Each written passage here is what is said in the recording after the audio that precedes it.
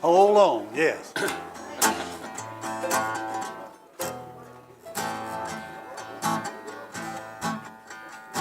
No, let me come in. Doors all closed and the windows thin. Keep your hand on that plow. Hold on. Hold on. Hold on. Hold on. Keep your hand on that plow. Hold on. United Nations makes a chain. Every link is freedom's name. Keep your hand on that plow. Hold on. Sing it with us now. Hold on. Hold on. Hold on. Keep your hand on that plow. Hold on. Freedom's name is mighty sweet. Black and white are gonna meet. Keep your hand on that plow. Hold on. Hold on. Hold on. Hold on. Keep your hand on that plow. Hold on. Men and women have fought and died so we could be here side by side. Keep your hand on that plow. Hold on. Hold on. Hold on. Hold on. Keep your hand on that plow. Hold on.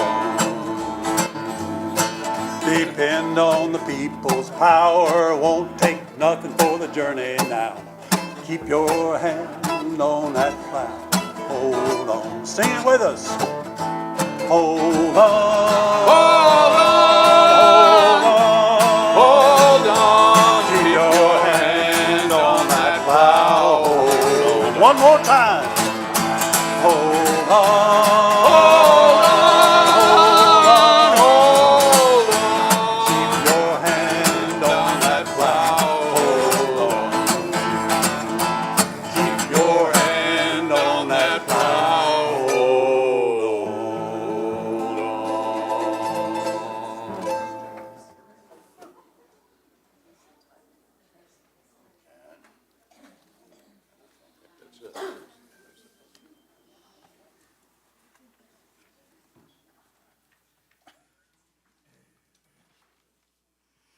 Good morning. Thank you for joining us here at the Unitarian Universalist Church of Transylvania County. Whomever you are, whomever you love, whatever spiritual paths you travel, we welcome you. Our mission is to support individual spiritual journeys and to promote social, economic, and environmental justice. I'm Janice Cannon, and I'll be your worship associate for this morning. For announcements, we'd like to remind you of some upcoming events for this week and next week. Every week, beginning this Monday, June 27th, Lainey Callison will lead a new meditation discussion group, and it will meet in the Chalice House from 5:30 to 6:30 p.m. Our author series will be held this Tuesday, June 28th, from 7 to 8 p.m. here in the sanctuary. Our series guest is Reverend Dr. Thomas Lewis. He will be speaking about his book, Finding God, Praying the Psalms in Times of Depression, based on his own struggles with depression. This event will be hosted by Jim Hardy, and we hope to see you there. On July 6th, not this Wednesday, but the next Wednesday, we'll have our wonderful Wednesday. 13th? Thank you for correcting me. On the 13th, that's when it'll be, where we'll meet together and have a delicious meal in our social hall. The program after dinner will be an hour-long video aired on PBS, The Joy of Socks, S-O-X. Weird Science and the Power of Intention. To register for the event, click the link in our UU update. We ask that you do RSVP if you're coming to the dinner so that we can make sure to have enough food for you. This morning, our lively and talented musicians, John Austin, Jim Hardy, Ernie Mills, and Morris Jenkins, will be providing the music.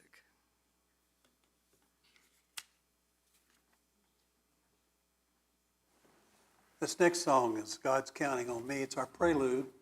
I learned it from Pete Seeger, and I want to quote what he said before he sang this song because I think it's vital.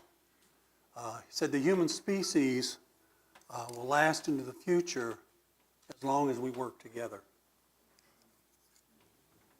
We want you to sing along with us, and I think the words are going to be on the screen.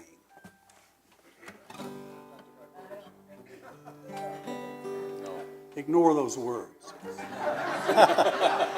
You'll pick it up. It's real easy. You'll pick up the chorus, but we want you to sing it with us.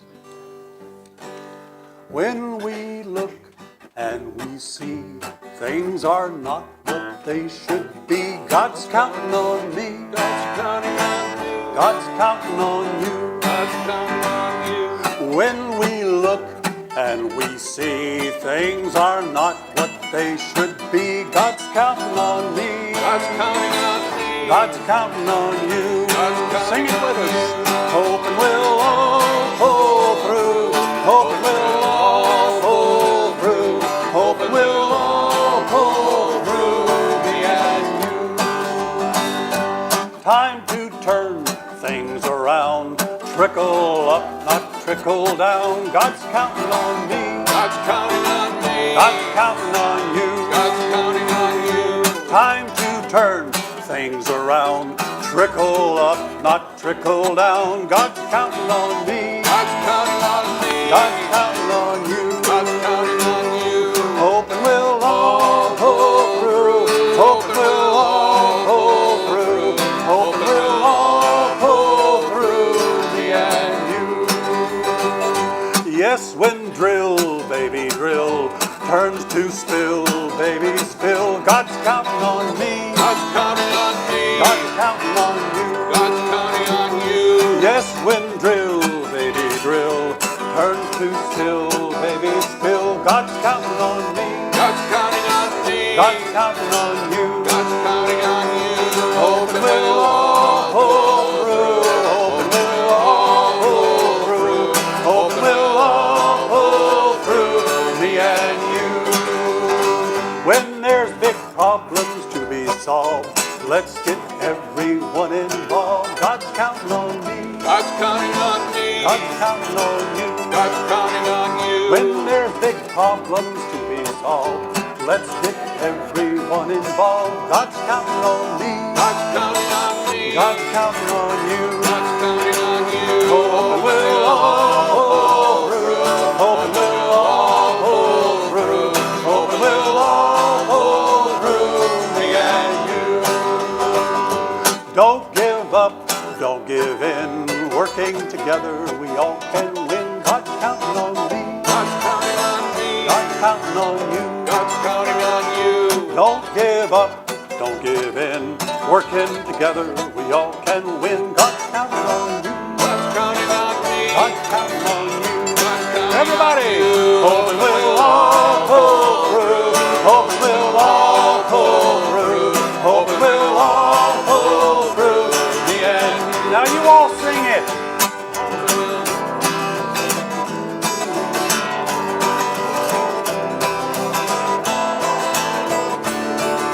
Do it again. Hoping we'll all pull through. Hoping we'll all pull through. Hoping we'll all pull through. Me and you.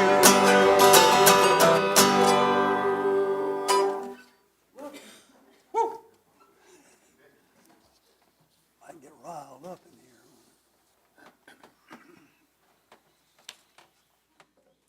Before our service begins, let's spend a few minutes greeting each other. If you'll stand and say hey.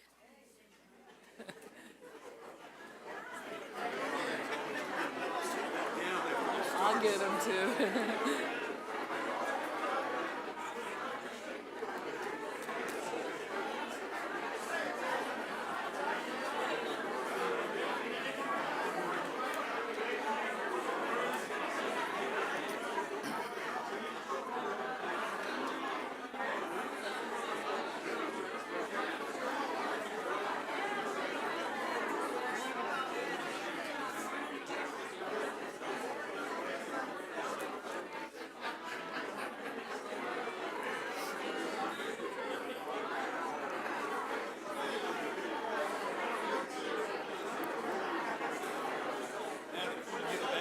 I will.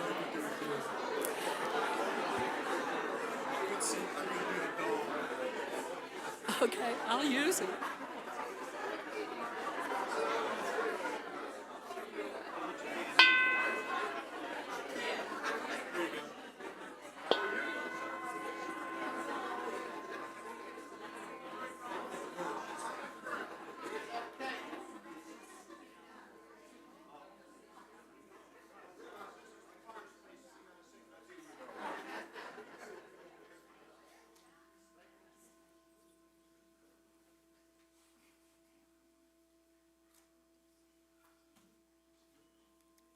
It's too pretty to stop.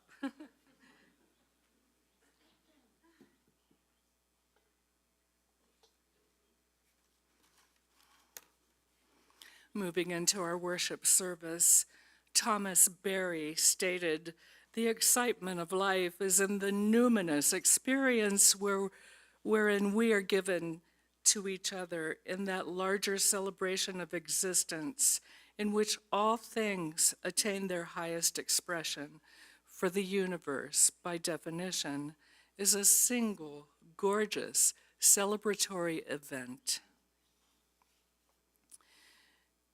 May we be reminded here of our highest aspirations and inspired to bring our gifts of love and service to the altar of humanity. May we know once again that we are not isolated beings, but connected in mystery and miracle to the universe, to this community, and to each other. Moving more deeply into our service, I will light our chalice with these words from an Aboriginal Australian woman. "If you have come to help me, you are wasting your time. But if you have come because your liberation is bound up with mine, then let us work together." May this flame remind us of our commitment to our UU principles, and that our efforts to realize them are bound up with all those who share this planet with us and to the earth we all share.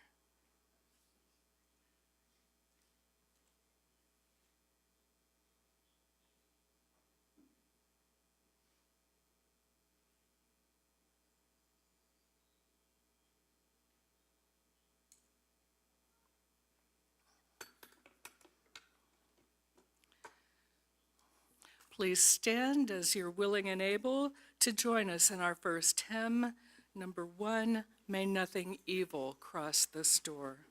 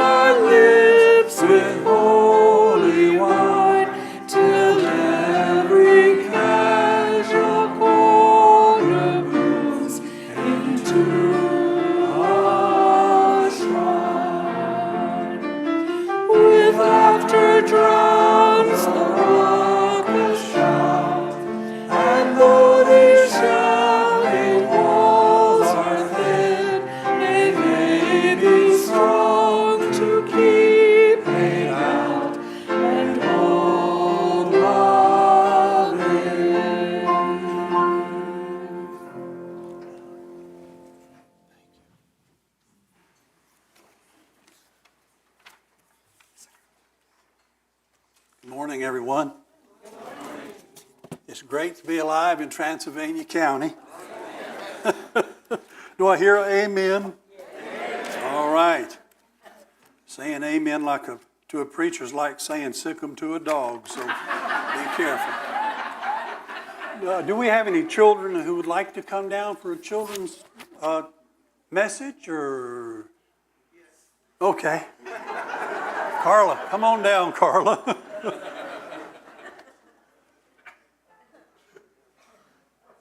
Okay. Okay. Oh, they're out in the hall. Okay. Are they coming or? Going. Okay, they're going. Okay. Janice said that you all like to hear the children's message. Is that true? Yes. Okay. Well, what I was going to tell the children is my wife and I love to watch nature programs. How many people like to watch nature programs?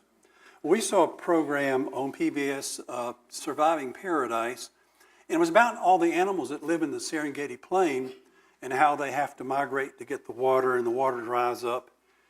But what they stressed about this was that these animals that live on the Serengeti Plain have to live in families.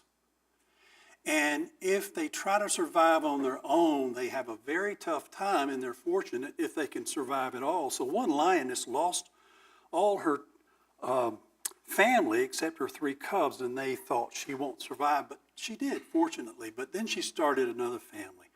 But the program ended with these words that really struck home to me, that the animals that live in the Serengeti Plain, their greatest weapon to survive is each other. And that really hit home to me. And I would sort of paraphrase that to fit the human species.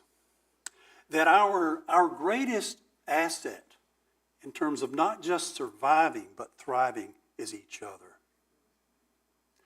And I think what happens so often in a culture like ours is this attitude that I can go it alone and I don't need other people.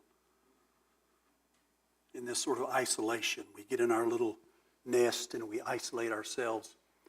So I was going to tell the children it's important that we see UUTC as our family.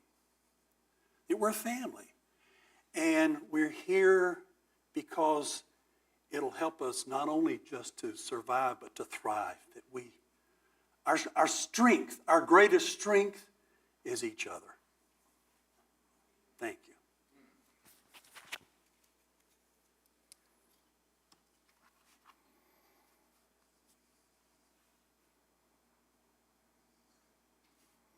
We're going to do things a little different with our joys and sorrows this morning, and that just for this morning. I'm not setting the standard just for today. I'm going to chime this bowl, and I want you to follow the sound of this bowl into the silence. And in that silence, I want you to reflect on this past week, where you've been, and what has happened to you since we met last time. Just think about that. The joys, the sorrows, the pleasures, the pain. So just reflect on that. I'll give you a moment of silence to think about that, reflect on that, and then I'll chime the bowl again.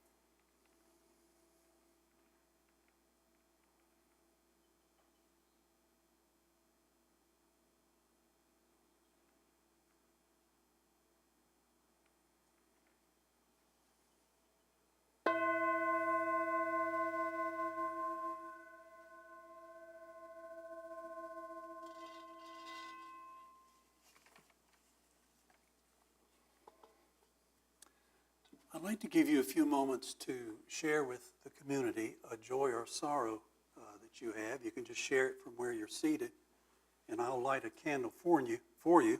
But a few instructions before we do that, and that is try to keep it short out of respect for everyone in the community to give them time. And please, no commercials or advertisements. My joy is my new shop I'm opening downtown, and I want y'all to... My sorrow is that my book is not selling, but if you all would buy it, it's out there. So no tricks like that, okay? If you would just keep them short and share with us, and I'll light a candle for you. You will need to repeat what they say so they can pick up. Okay. Janice said I need to repeat what you tell me. Anyone want to share a joy or sorrow with us this morning? Roberta and I are very joyful to be joined by our grandchildren, Jenna and Hayden, this morning. Okay. Roberta and Glenn and their grandchildren are here. Thank you.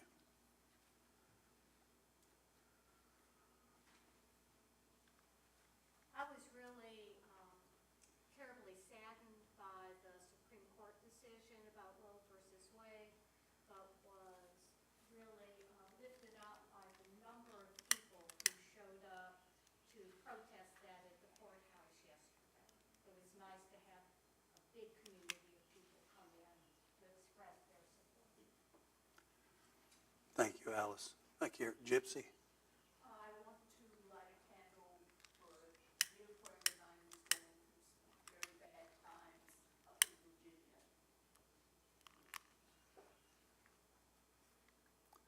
For a friend of yours who's having a very bad time up in Virginia. Yes. Thank you, Gypsy. Susan. Dick and I had two granddaughters visiting with us for 2 weeks, and we had a joyful time last night at the music center, dancing Great and singing idea. the ABBA song. Watching them do that was fun. That was a borderline commercial now. No, sorry. No, I'm teasing that. I'm just teasing.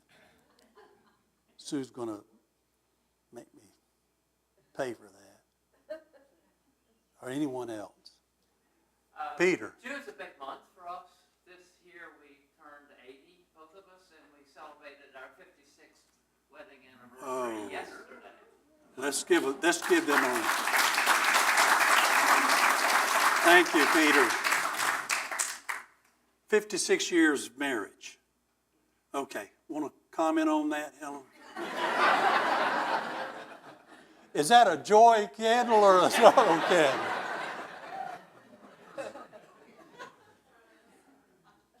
Someone, yes, sir, Madison. The joys and sorrows that came with moving all the way down here. From Ohio, right? All right, we're glad you're here.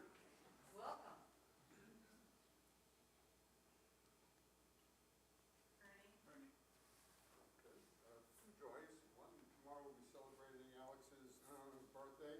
And our kids are coming, grandkids, son, wife, to go to sushi with us for 3 weeks. I have a joy. River Freeman is cancer-free. Oh, that's good. Thank you. River is cancer-free. Thank you. Anyone else over here? Susan Freeman, yes. Same person. Little name change there, but it's the same person.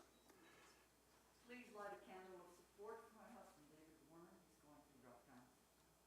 David.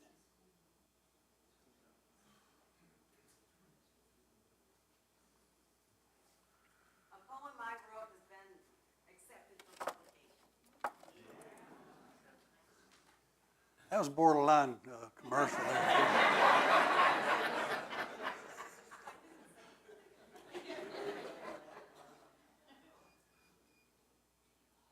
No, that's all right. Anybody else, joy or sorrow?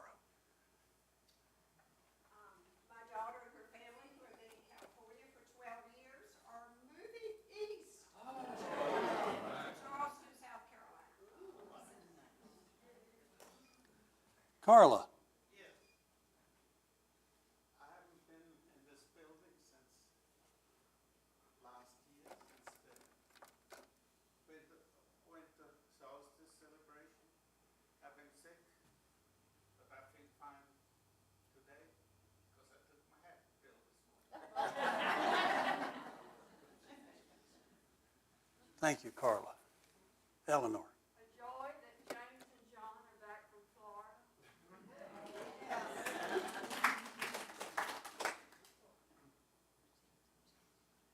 James and John back from Florida. Yes, sir. And we're thrilled to have our two dear friends visiting us this week, Larry and David.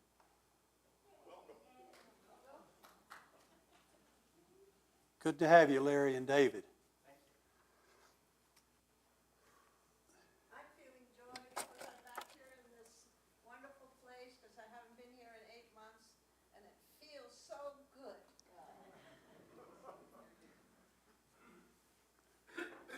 Just the joy I felt yesterday, and I realized how often that I'm feeling it walking around our neighborhood and seeing the children that are out playing and knowing the parents that are working and raising those kids in such a lovely and compassionate way, turning them into wonderful human beings. And yesterday around Franklin Park, 3 of the kids were riding bicycles and they were singing at the top of their lungs, "Take me out to the ball." Re-stretch your out. And I tried to get it on video and it's just delightful. Thank you.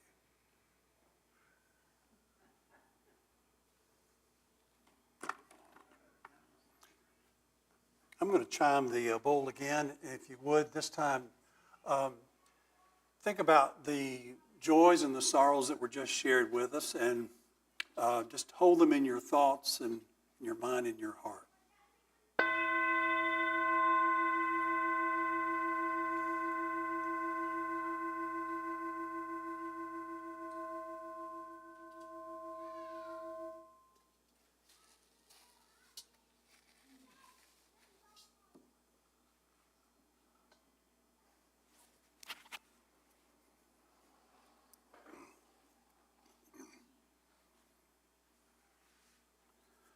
The lights are on. The cooling system is working. Catherine and Doug are doing their thing back there. RK greets people with a smile every time they come in the door. Where's RK? Kevin's taking good care of our children. And Kevin and Lauren are leading a tremendous youth group. All of that's happening because of your donations. So you make what happens here happen. So let's have that in mind as we take up our morning offering. Sing with us. And you're invited to sing along with us if you'd like. To everything turn, turn, turn. There is a season, turn, turn, turn. And a time for every purpose under heaven. A time to be born, a time to die, time to plant, a time to reap, a time to kill, a time to heal, a time to laugh, a time to eat. To everything turn, turn, turn. There is a season, turn, turn, turn. And a time to every purpose under heaven. A time to build up, a time to break down, a time to dance, a time to mourn, a time to cast away stones, a time to gather stones together. To everything turn, turn, turn. There is a a season, turn, turn, turn, and a time to every purpose under heaven. A time to love, a time to hate, a time of war, a time of peace, a time you may embrace, a time to refrain from embracing. To everything turn, turn, turn. There is a season, turn, turn, turn, and a time to every purpose under heaven. A time to gain, a time to lose, a time to rend, a time to sow, a time for love, a time for hate, a time for peace. I swear it's not too late. To everything turn, turn, turn. There is a season, turn, turn, turn, and a time to every purpose under heaven.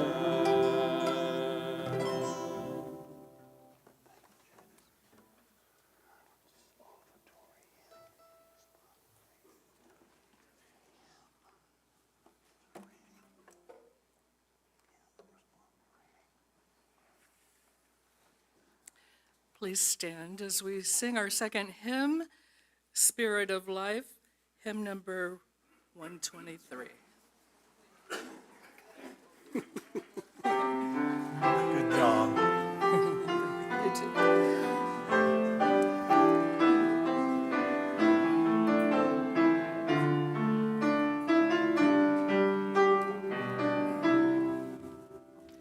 Spirit of life, come unto me. Sing in my heart all the stirrings of compassion. Blow in the wind, rise in the sea. Move in the hand, giving life the shape of justice. Roots hold me close, wings set me free. Spirit of life, come to me, come to me. Spirit of life, come unto me. Sing in my heart all the stirrings of compassion. Blow in the wind, rise in the sea, move in the hand, giving life the shape of justice.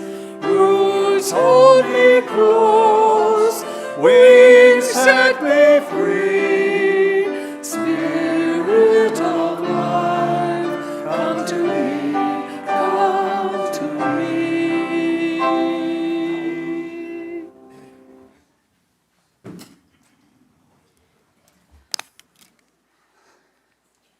Prior to our sermon, we're going to do a responsive reading, which you will see on the screen.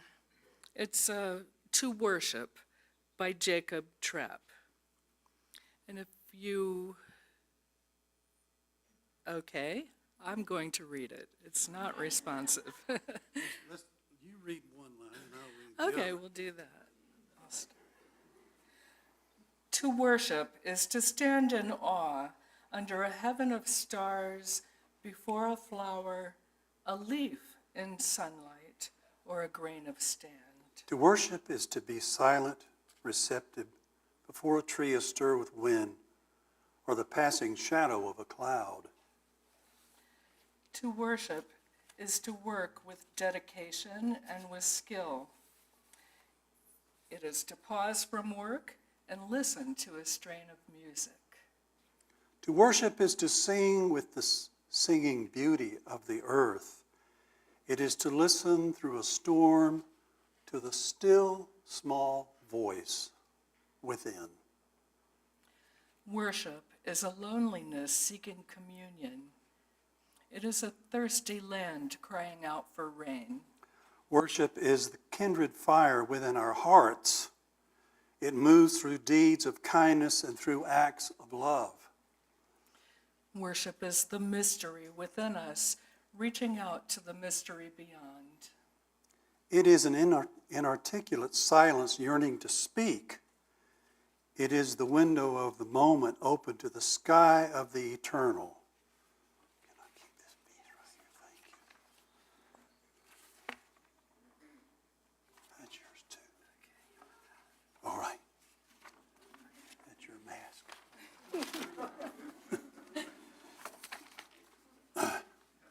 I want to thank Reverend Bob for sharing the pulpit with me this morning. Thank you, Bob.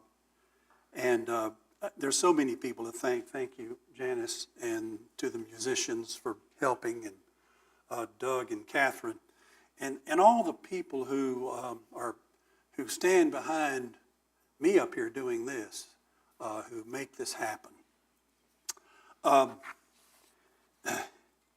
I want you to know I had a lot of time to work on this message because I was going to do it for the Wonderful Wednesday program.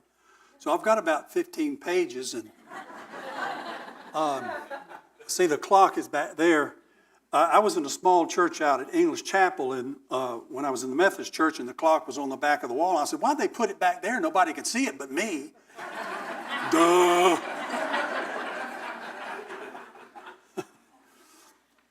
We're going to talk about the idea of the holy this morning.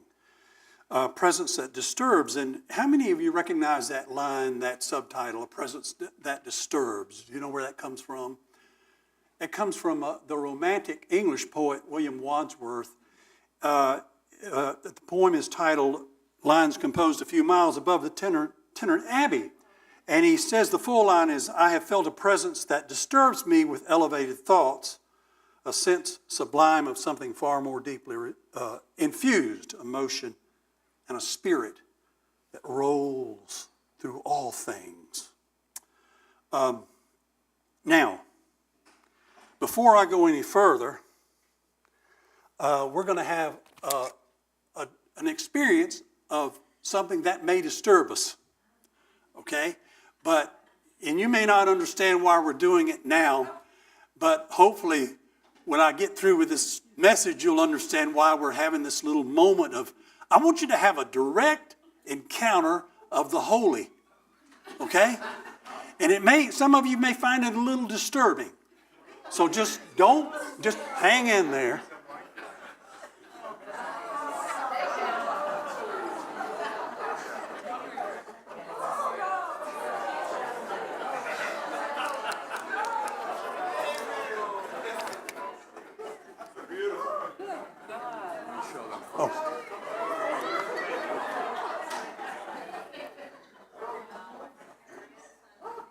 Some of you know that I'm a snake fan here. I usually do a program that's about 30 to Jim, come up in the microphone so we can hear you. Come up here so we can hear you. Oh, all right. Just don't let the snake do the talking. I had my lavalier on. I thought you could hear it. Usually I do a program that's about 30 to 45 minutes long. In fact, I'll be doing one with a friend of mine this afternoon at Camp Elahi. But Ernie wanted me to talk about why I'm fascinated by snakes. And I never grew up with a fear of them. My first encounter was when I was about 8 years old at a place called Dixon Mounds in the middle of Illinois. And I didn't know it then, but it was a hognose snake. And I saw it in a hole, and it hissed at me. And that was my first real experience. Then in Chicago, we used to go into the potter's fields in a cemetery and turn over the old stones and find garter snakes. So anyway, I think they're incredibly beautiful. We have 32 vertebrae in our back. This snake has about 325 vertebrae, along with all of the ribs and the muscles that attach and so on. It's a wondrous animal. It's been around for about 127 million years. And I find them beautiful in the appearance, in the way they move. They're wonderful to handle, and that's about Well, it. show us the other one that you did. Oh, all right. Well, I'm going to have to put. Okay, put These those back. back and show us the other one. And by the way, I will be here after the service, and if you would like to learn a little more, because what I do is I teach people the fear that they have is because they are ignorant. And I don't mean that in a pejorative way, it's just the truth. But when they learn, I'm going to put this one away. That's a king. The one that Gypsy has is a gray-banded king snake. It lives in the southwestern desert, and it's actually a nocturnal snake. This is a corn snake, and this is very typical of the corn snakes that we have around here. So let me put these back. Now, while he's doing that, while Jim is going to show you that last snake, I'm serious when I say this, but I was just really hoping no one would faint. No one's fainted, right? Okay. And the other thing is, I wanted to put on record that at the Unitarian Universalist Church in Brevard, we did some snake handling. Yeah, they don't have it over on us. And by the way, snake handling is outlawed except in Tennessee, and they practice it. And they don't use these nice snakes. They use rattlesnakes and copperheads, mostly rattlesnakes.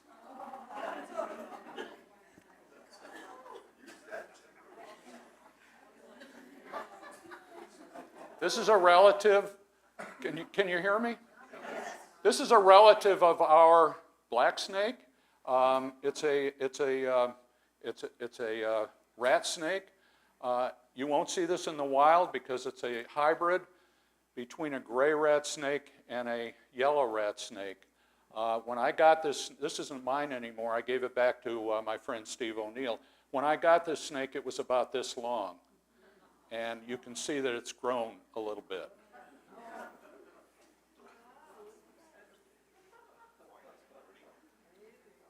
Thank you, Jim. You're welcome. Thank you. So an anthropologist went up to the hills of Tennessee to do a little research on these primitive Baptist churches. He went to a service one Sunday morning, and the preacher pulled a big rattlesnake out of the box, and the anthropologist elbowed the guy next to him and said, "Do they have a back door here?" And the guy said, "Well, no, they don't." And he said, "Well, where do you think they'd like one?"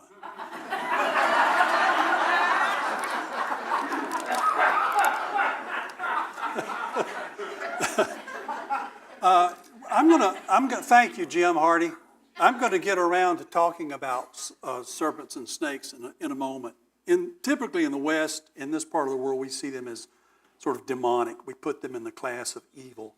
And that's kind of sad, because what happens oftentimes is that people will, when they see a snake, they'll instantly kill it and think they're doing God a good service. But I'm going to talk about that in a moment. We'll get back around to snakes. But I want to talk about the idea of the holy. What exactly do we mean by holy? I think most of us would typically think holy in terms of, in the categories of good and evil, right and wrong. Holy people are people who do good things. Unholy people are people who typically do bad things. And in the New Testament, the Holy Spirit is opposed by the evil spirit.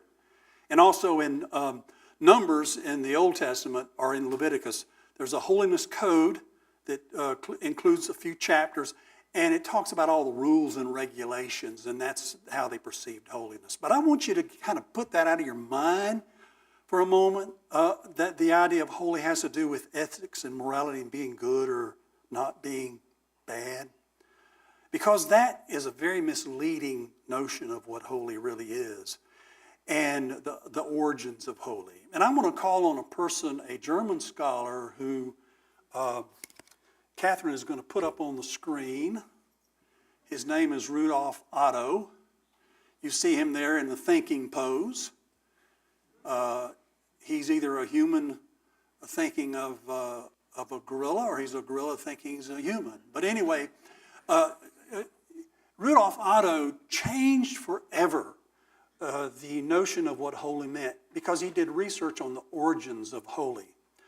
And he was, as I said, a German scholar, theologian, studied religions around the world, very influential, even though we've not heard of him. Most people have not heard of him unless you've studied theology or know theology. Super influential in terms of how we perceive holy. And he influenced people like Paul Tillich, Karl Barth, C.S. Lewis, Sigmund Freud, and guess who? Carl Jung, and who's the other one? You're missing one. No, Joseph Campbell. So he's right up my alley. But anyway, he coined the term numinous to describe the holy experience. Now, numinous is a word that usually just is interchangeable with mystery, but he added 2 Latin phrases to further describe this numinous holy experience, and those words were mysterium tremendum et mysterium fascinans. Now, I thought that was German, so I sent those words to John Austin. I said, John, can you interpret that German for me? He said, I'm sorry, I can't, that's Latin. So, all right, break it down, put it into English. The numinous experience has to do with emotions. And you know, every single term of reference, every word in the religious language, sacred, holy, if you trace them back, they go back to emotional experiences. Back to the emotions.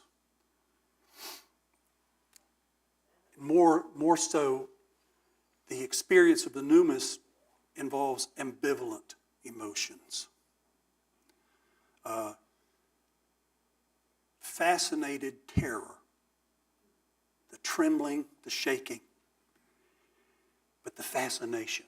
I don't think Jim Hardy is very fascinated with snakes, do you?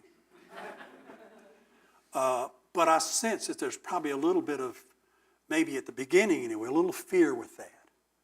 So that numinous experience is the experience of something that is mysterious, that it's beyond our comprehension, foreign to our ego. Foreign to our ego.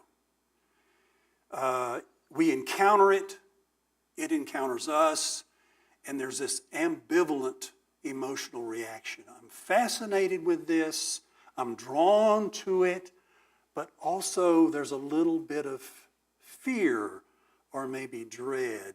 Take the word all, for example. When we say something is awesome, we typically think it, it's on the very positive side. Oh, that's awesome. But we don't think that awesome also has the other side, awful.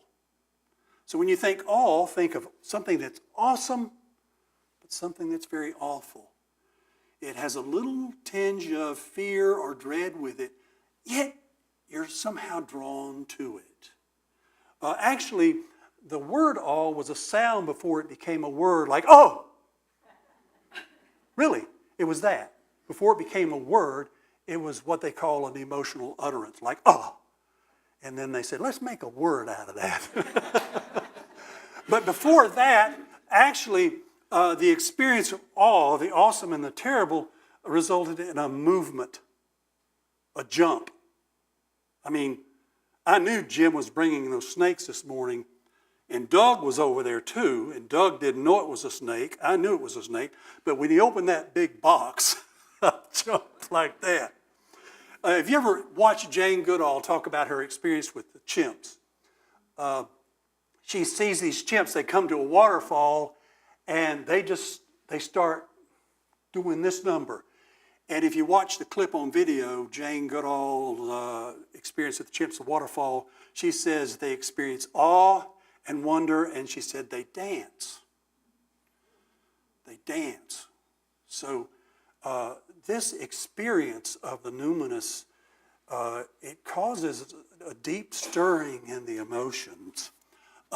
Now I want to talk about snakes. And I'm going to show you a snake. Not a real one, though. Catherine's going to, yeah. Now, you thought, well, that's a serpent. No, that's not a serpent. In fact, you would probably insult those people who worshiped that if you said it was a snake. Because they would tell you, no, that's not a snake. We don't know where you're coming from. Maybe you're coming out of science. But that's a god.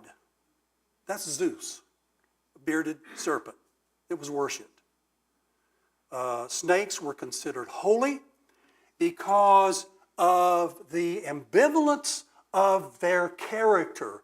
A snake could bite you and kill you instantly, but a snake could heal you. And a snake could heal you because it has healing powers. And if you watch a snake, it sheds all its old skin. It gets rid of all the wounds from the past year, sheds all of that and starts life anew. And so the serpent has this healing power. We're drawn to it. We're fascinated by it.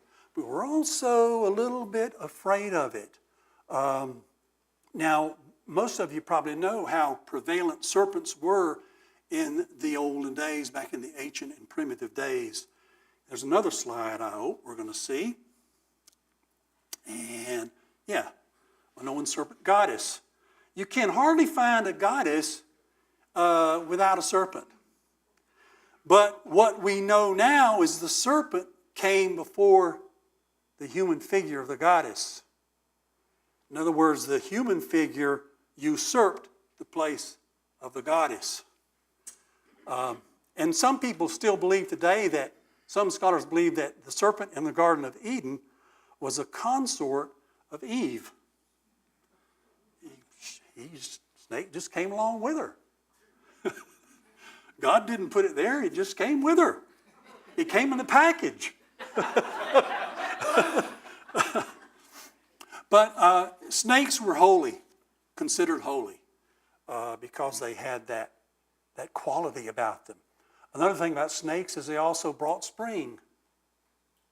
They were the ones responsible for bringing the power of the earth up out of the ground at springtime, because that's when you see them. So all these notions surround the idea of the power of the serpent. I think we had some other slides. I just wanted to show you yeah. Now that symbol became the symbol of modern medicine. So the healing power of serpents.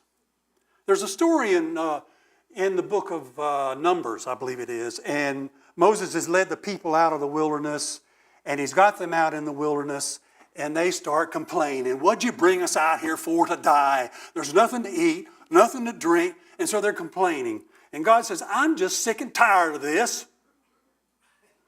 So I'm going to kill them. I'm going to kill them. I'm going to send poisonous serpents down there. I'm going to bite them and kill them. So that's what happened. God's holy too. So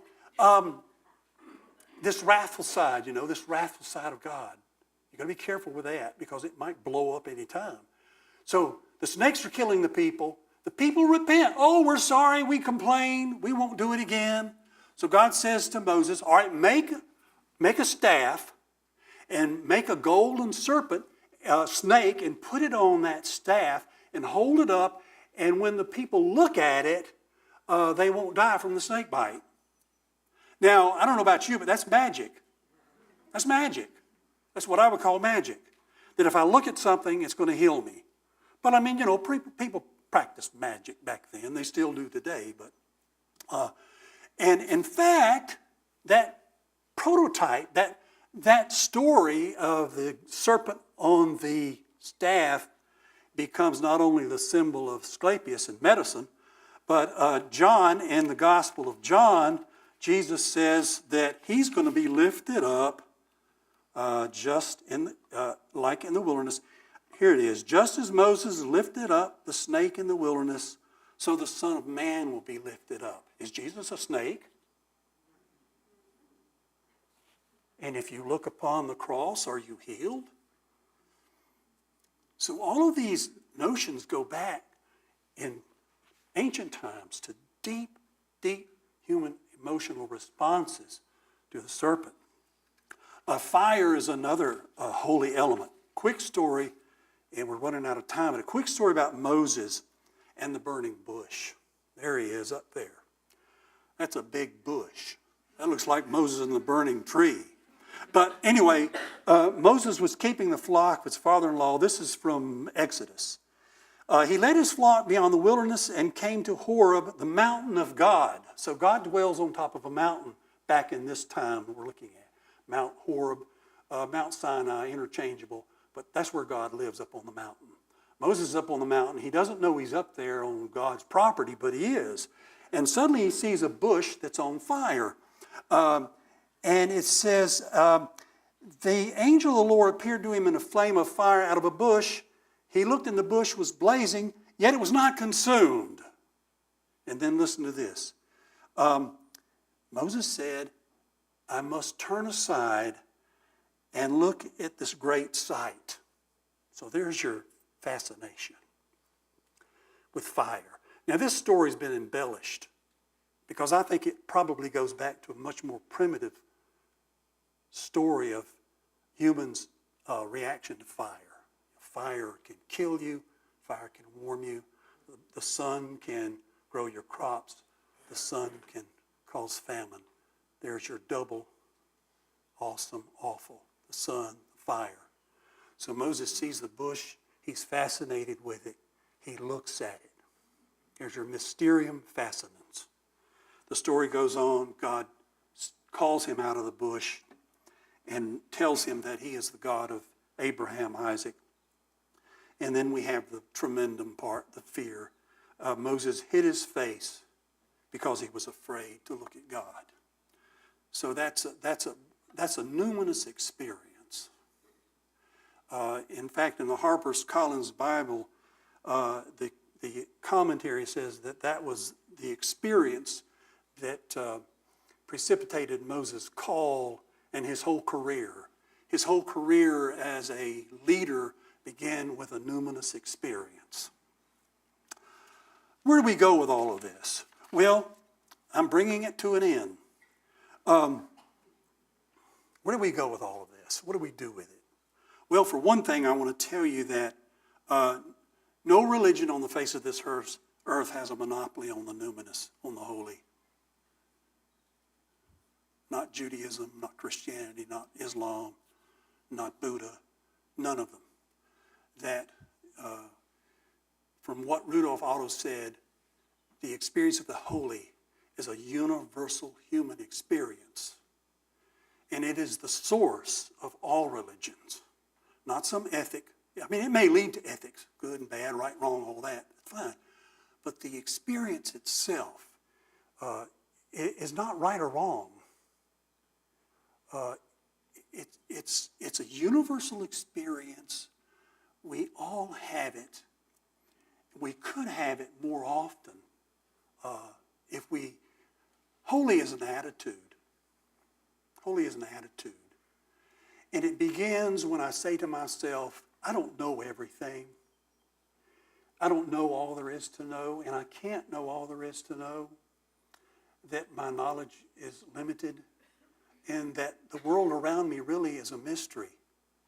You know, we don't have to look far for holy. We can look in the mirror.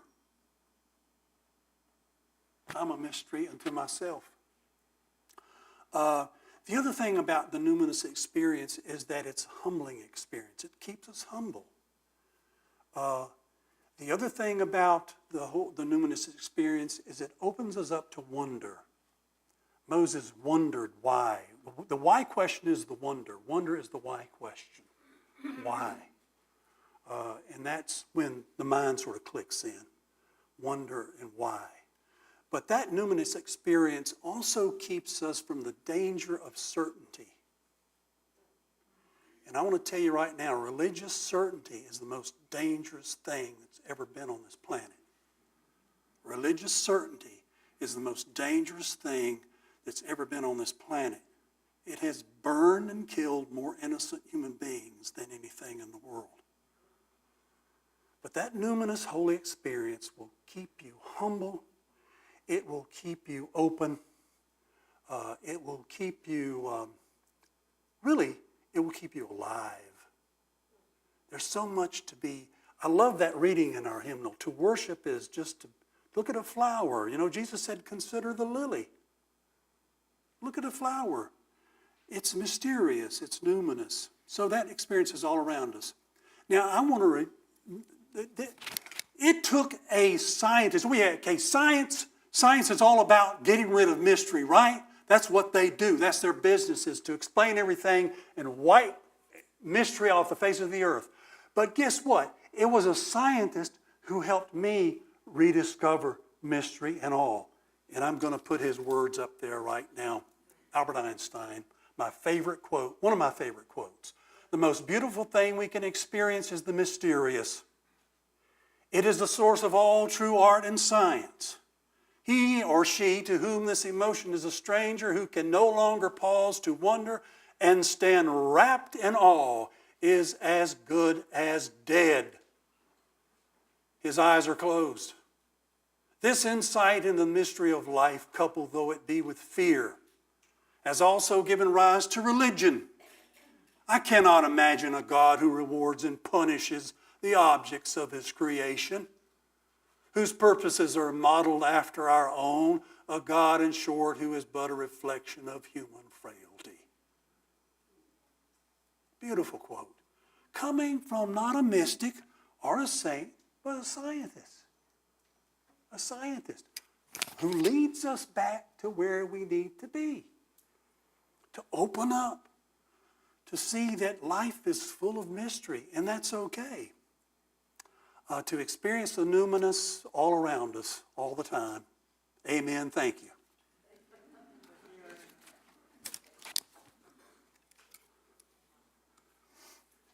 Now, we're going to sing hymn number 21, For the Beauty of the Earth. Is that right?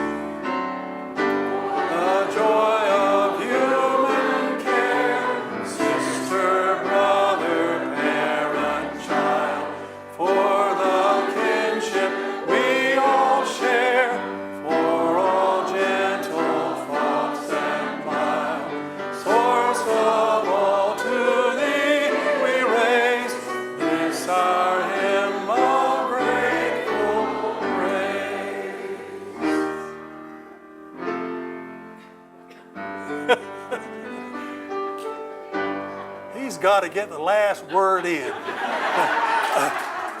One more, just stay standing. One more little clip, because I want to show you some women of this church who went somewhere to create a holy, sacred place, and that's what we try to do. And that clip will be our benediction. Vast and still the light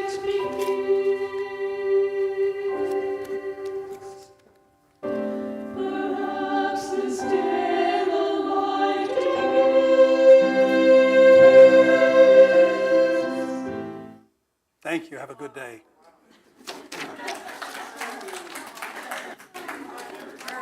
I can't believe you pulled that off. How's that? That whole sermon, I can't believe you pulled it off. Really? It's a very hard thing to talk about. Really. Yeah. Thank you. Thank you. Thank you. Good to see you. It's good to see you. Thank you. You're welcome. Good to be here. Good to be here. Don, good to see you. How are you doing? I'm doing okay. I'm 80 years old now. Are you 80? Yeah, I'm starting to feel it, but